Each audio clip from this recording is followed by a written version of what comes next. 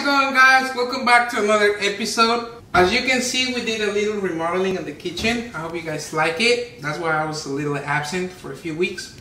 But today, I have a very special recipe for you. I'm gonna take you to the state of Guerrero and we're gonna make pozole. We're gonna make a layered chili red pozole. Not the thing that you always tried. I'm gonna teach you how to make the authentic and the best way, alright? If you never tried it, or if you want to know how to make it, stick around because it's gonna be dope. Let's go.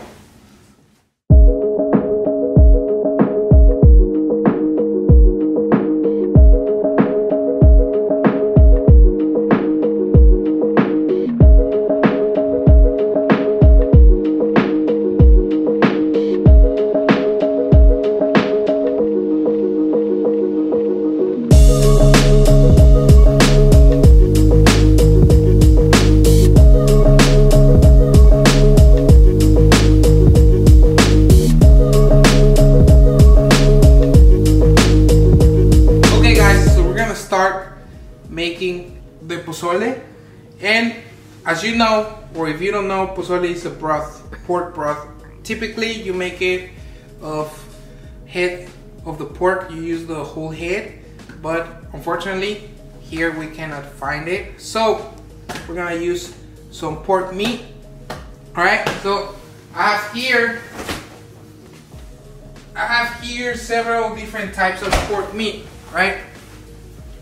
For this recipe, we're gonna use pork ears, we're gonna use pork tongue, and we have some loin, right?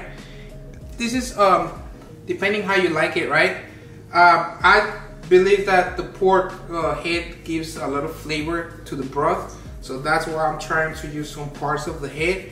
But if you don't like it, you can always only use pork loin or some type of bones to give flavor to your broth, right? So super simple. I have a small pot of filled with water, right? So we're gonna start cooking our meat, right? This is the first step. So medium high heat, and I'm gonna start adding my tongue here, then the loin, the ears, all right? It's gonna give a nice flavor to the broth. We're gonna start seasoning the meat with some garlic.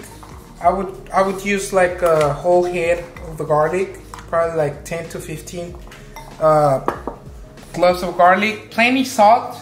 Try to use a good amount of salt to this, because remember, this is the first start of seasoning the meat, right? So we're gonna use plenty use of salt, and we're gonna use half of onion, all right? Half of onion, and I'm gonna cut it half. I'm gonna use half, okay? This half I cut it in half, so 2/4, which is a half. Some people use, I would say, some spices, like some people use pepper, some people use bay leaf, some people use oregano to season the meat. Personally, I do not like it, just because I like to bring out the richness of the pork, right? Because pozole is about having the richness of the pork. So we're gonna start cooking the meat only with onion, garlic, and salt until it's tender. We're just gonna wait, and I'll see you guys in a minute, all right?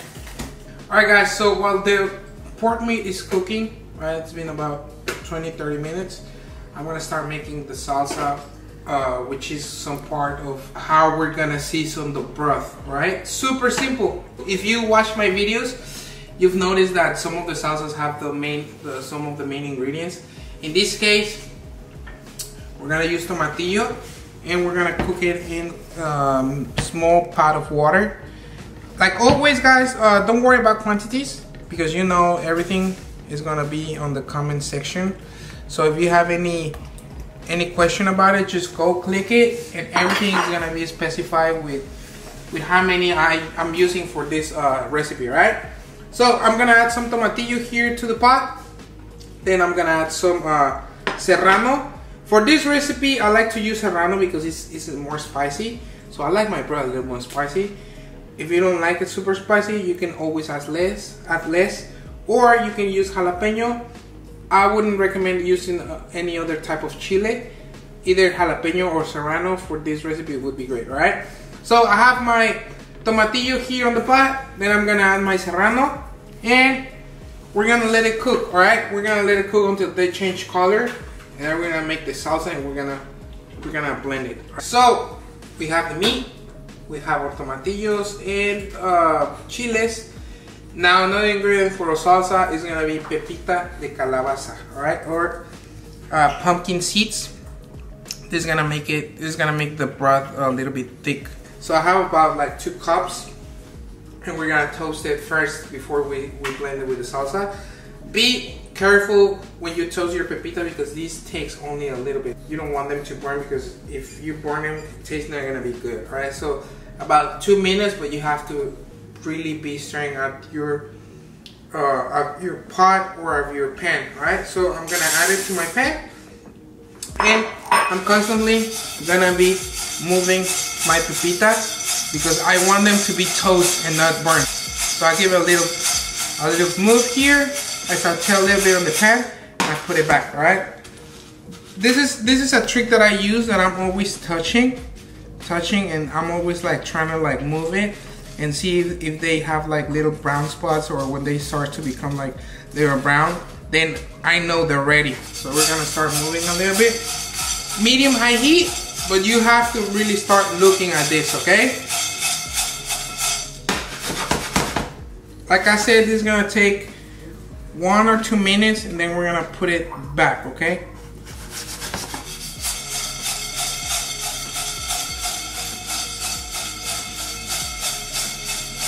It's been about 2-3 minutes. I don't know if you can see, they start changing color. They're a little bit like darker brownish green. That's the color we want. Now they're done. I'm gonna take them out, and we're just gonna put it back on the same plate, okay? Okay guys, so now I want you to look how the tomatillos change color. I don't want them completely cooked, okay? Just because if they're completely cooked, they become like super soggy, and they'll all just the water that they hold inside is gonna split apart. So at this point, I'm gonna take him out. I'm just gonna take him out here. I'm gonna put it on the side with a bowl, and we are going to blend them, okay? We're going to blend them with some cilantro, with onion, with this pepita that we just toasted, and that's gonna be the main flavor, one of the main flavors and seasonings. This is really important, right?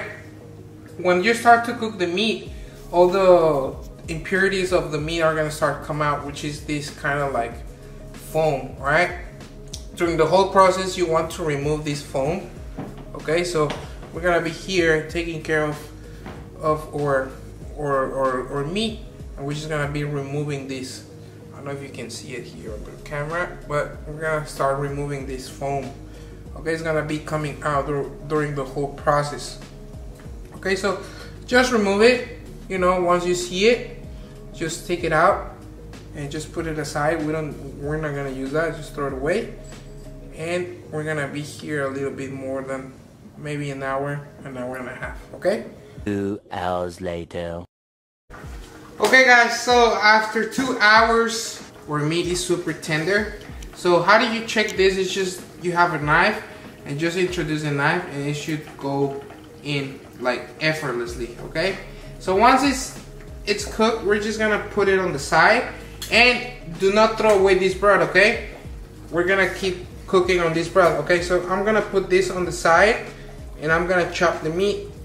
I'm gonna put all the meat on the side. I'm just gonna let it cool a little bit. And we're almost ready. Okay, so now we have our broth here. And typically this, if you do it traditionally, it takes like 12 hours, just because whenever you go to Mexico, or how we do it in Mexico, we have to do the nixtamal, which is the process of cooking corn, and it takes like 12 hours. But here in the US, it's very, it's more easy. It's easier. We have this pre-cooked corn that we use for menudo, or in this case for pozole. So you can buy this on any store, any Mexican store. I'm using this, the big can. So right now I'm just gonna add this corn to the broth, and I'm just gonna let it cook for about 35 minutes. And while this is cooking, we're gonna blend more salsa, okay? So we're gonna add this with everything and the juice and everything. So we're just gonna be very careful because the pot is very hot. So we're gonna add it, everything into the pot.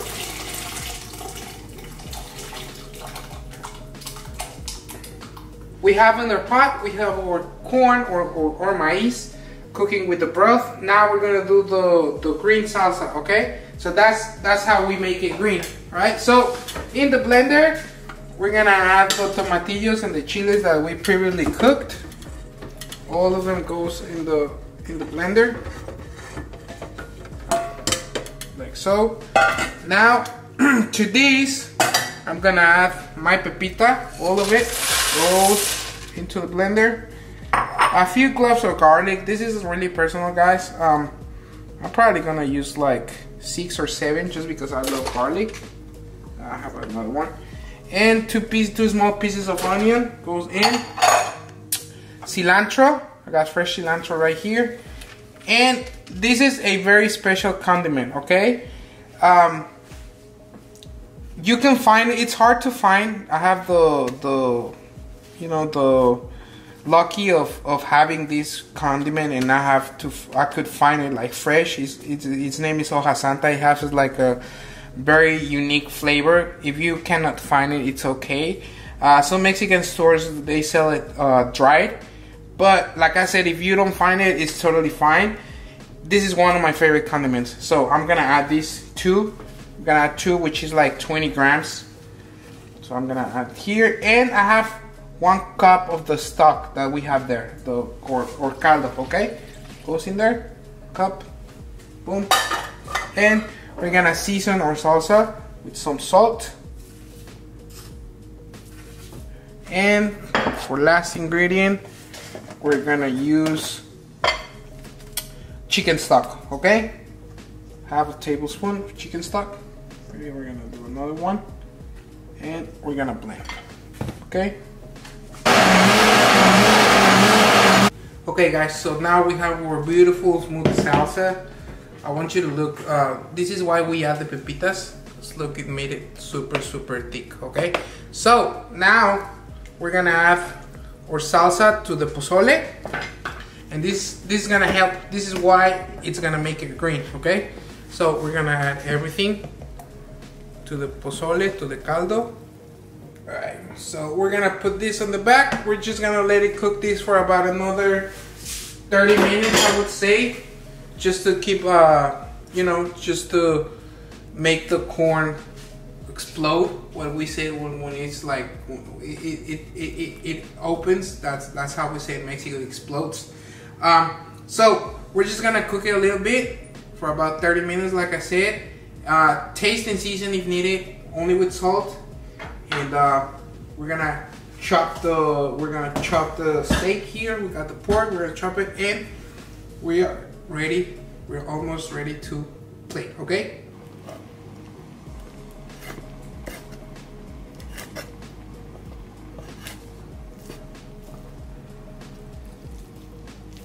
Now guys, I want you to see that how tender is the meat. Now that I'm cutting it, it's just like effortlessly, pretty much like it breaks apart. That is so tender. So I'm just gonna grab a little bit of everything. That's how in Mexico we call surtida. Surtida means you get a little piece of everything into your plate. Okay, so I'm gonna keep cutting this, and we're ready to plate. Now I want you to look at the pozole verde. It's creamy.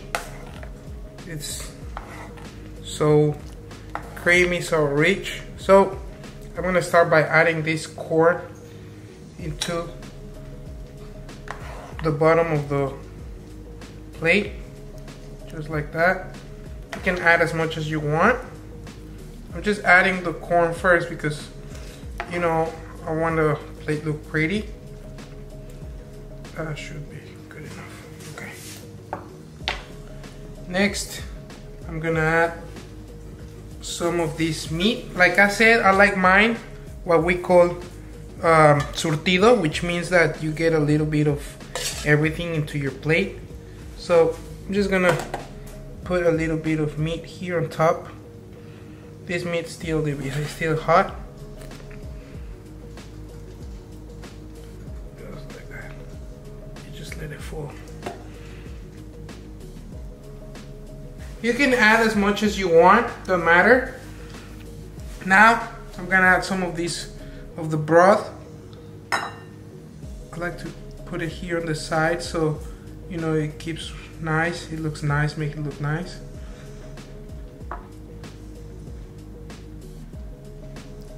That's good.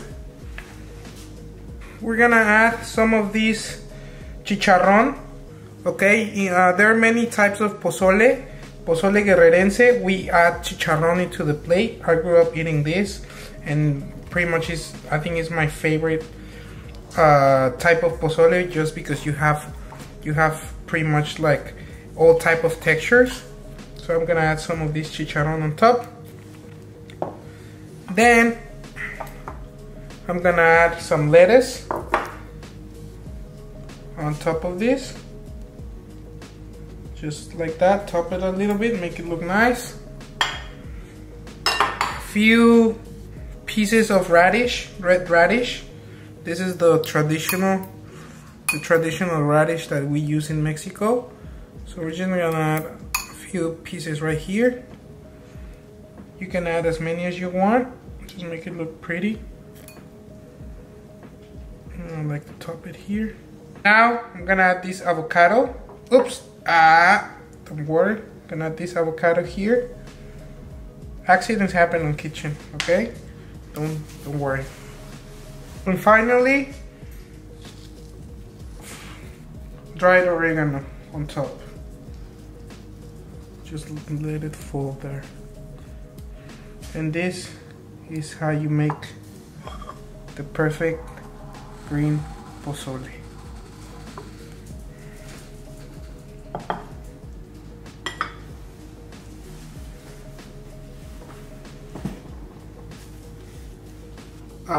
I'm ready to try it, so I'm gonna add a few drops of lime. That's how I eat it. Take a bite of tostada, and then I dig into it. Cheers.